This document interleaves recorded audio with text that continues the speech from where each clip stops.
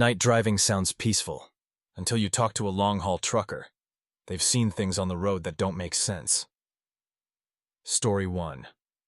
The hum of the engine was the only constant out here, a deep, monotonous thrum that vibrated through the floorboards and up my spine. 3 a.m. somewhere in the Texas Panhandle, and the highway was a ribbon of blacktop unspooling into an even blacker void. Headlights cut tunnels in the night, but the darkness always swallowed them up behind me. Just me, 80,000 pounds of frozen chicken, and the empty road. Hours on end, it messes with your head. That's what I always told myself. It started subtle. A flicker in the passenger side mirror, just a shadow against the distant, unlit fields. Too quick to be anything, probably a trick of the eye, fatigue playing its usual games. I cranked the country music a little louder, took a swig of lukewarm coffee, and focused on the white line. But then it happened again. Not a flicker this time, but a definite shape. For a split second, a figure stood by the roadside, just at the edge of my high beams, looking at me. Tall, gaunt, maybe a drifter, but something about it was wrong. Too still, too dark, even against the night. My heart gave a lurch. I checked the rear view. Nothing. Just an empty road stretching back to nowhere. I told myself it was sleep deprivation. Been pushing hard since yesterday afternoon. The Monster coffee was barely helping now. I gripped the wheel, knuckles white. The drone of the engine suddenly felt less comforting, more like a relentless reminder that I was utterly alone. Then came the tapping. A soft, insistent tap, tap, tap coming from the sleeper berth behind me. My blood ran cold. My truck was sealed. Nobody in, nobody out. I'd checked the seals at the last stop. I swallowed, my throat suddenly dry. "Hello?" My voice was raspy, barely a whisper. The tapping stopped. My eyes darted to the small rectangular mirror that showed the back of the sleeper. For a heartbeat, I saw it. Not a reflection of the bunk, not the folded blanket. It was a face. Pale, gaunt, eyes like chips of obsidian, pressed against the glass from inside the sleeper. It wasn't looking at me, but through me, towards the road ahead. Its mouth, a thin, chapped line, slowly, horrifyingly, curved upwards into a smile that stretched too wide. I slammed on the brakes, the sudden screech of tires ripping through the silence. The rig bucked, the chicken crates probably shifted, but I didn't care. I scrambled out of my seat, grabbing the heavy wrench I kept under the bunk. My hands were shaking so bad I almost dropped it. The sleeper berth was empty. The blankets were exactly as I'd left them. No sign of anything. The mirror showed only the neat, undisturbed bunk. I checked every inch, my breath coming in ragged gasps. Nothing. Absolutely nothing. I stood there, the wrench still gripped tight, the silence of the stopped truck pressing in. My rig was parked dead center on the highway, no other lights in sight. Just the vast, suffocating darkness. I eventually got back in the driver's seat, my entire body trembling. I started the engine, heart still hammering against my ribs. I kept my eyes fixed on the road ahead, refusing to look at any mirror. Not the side mirrors, certainly not the sleeper berth mirror. The sun wouldn't be up for another 2 hours, and every mile felt like an eternity. I knew what I saw, and I knew it wasn't just my imagination. Some stretches of highway, they just hold on to things. And when you're out there, alone, on their terms, sometimes those things decide to look back. And sometimes, they decide to ride along. Story 2. The hum of the engine was my lullaby. The glow of the dash my only company. Tonight it was US 50, somewhere in Nevada, past midnight. Empty. Just how I liked it. No traffic, no chatter, just me and the asphalt stretching into nothingness. I'd done this run 1,000 times, miles blurring into hours, the rhythm of the road a comfort.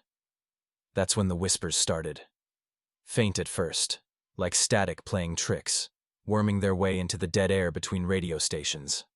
My name, almost. I chalked it up to fatigue. Cold coffee and a punch to the face usually fix that. But then I saw it.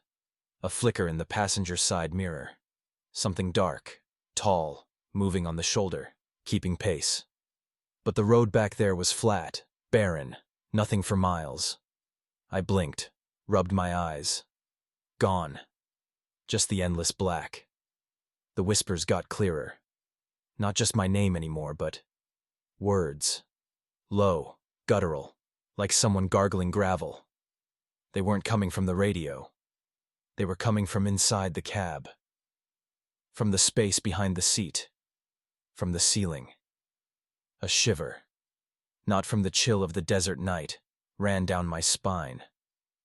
The hairs on my arms stood up. I gripped the wheel tighter, knuckles white. This highway had a way of playing tricks on your mind, I told myself. Loneliness was a real bastard. Then, the road ahead wasn't empty anymore. Not a deer, not a tumbleweed. This was tall. Too tall. A figure, impossibly slender, darker than the night around it, shimmered into existence right in the middle of my lane. No features, just an outline, like a hole torn in reality. It had no business being there. It stood perfectly still, just waiting. My foot slammed the brake, but it was too late. I braced for impact, the sickening crunch of metal and bone. But there was no impact. Nothing. My headlights cut right through it, and my truck kept going, untouched. My heart hammered against my ribs, convinced I'd gone mad. But then I caught its reflection. In the rearview mirror. Right there, in my back seat, leaning forward, its head cocked at an impossible angle. Its outline, shifting in the dim light of the dash. And the whispers, now distinct, right next to my ear. It wasn't speaking English. It was a language I didn't know, but the meaning was clear. You're not alone anymore, Frank. I drive now. I just drive. Can't stop. Can't look away from the road for too long. Sometimes, when I glance at the passenger window, I see its face reflected there, blurred, distorted, but unmistakably there. Always watching, always whispering. And the highway, no matter how many miles I cover, seems to stretch out endlessly, just as empty and just as terrifying as it was that night. Story 3. Another Tuesday night, just past midnight on I-80, somewhere in the endless stretch of Nebraska. Fatigue was a dull ache behind my eyes, but the strong coffee was doing its job, mostly. The usual hum of the Detroit diesel was my lullaby, the glow of the dash my only company. Empty. That's the word. Not just the road, but the feeling. Just me. 80,000 pounds of frozen chicken, and the dark ahead.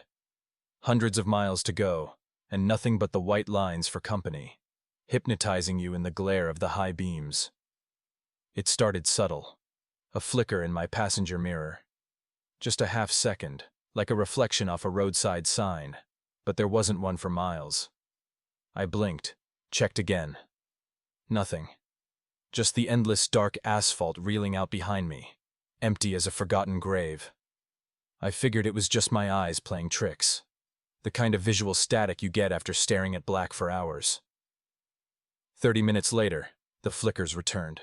Not just one, but a rapid succession, like someone was flashing a powerful blinding strobe light from directly behind my trailer.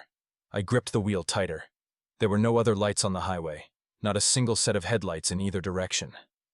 I leaned forward, straining my eyes against the rear view. Nothing.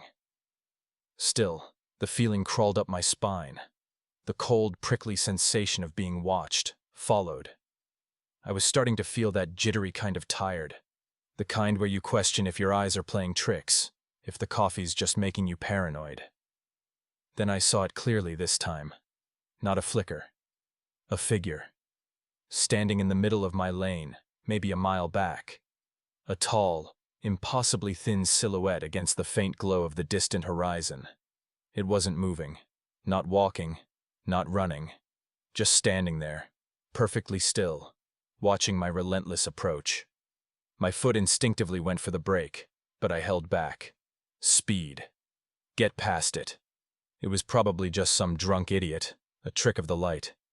But as I closed the distance, the details started to resolve. No, not details. Lack of details.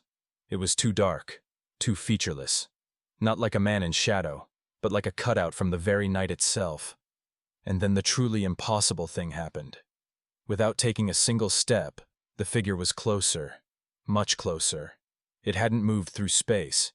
It had just expanded, like it was stretching itself to meet me, growing in the rearview mirror until it filled the entire frame. Its head, if it had one, tilted, as if listening.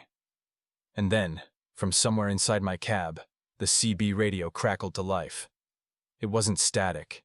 It was a whisper. A dry, ragged sound, like fingernails on a chalkboard, right next to my ear. "You're late." I slammed the accelerator, the engine roaring, shaking the entire rig. My heart hammered against my ribs, threatening to burst through my chest. I didn't look in the mirror again. Didn't dare. I drove like the devil himself was on my tail, all the way to the next truck stop, pulling in with a screech of tires and a blast of air brakes that echoed in the silent lot. I didn't sleep a wink. Sat there, bathed in the sickly green glow of the dashboard, eyes glued to the dark road outside. I checked the CB. It was off. Dead quiet. But I still hear that whisper sometimes, when the road gets too empty and the night gets too long. "You're late." And I still don't know who I was late for.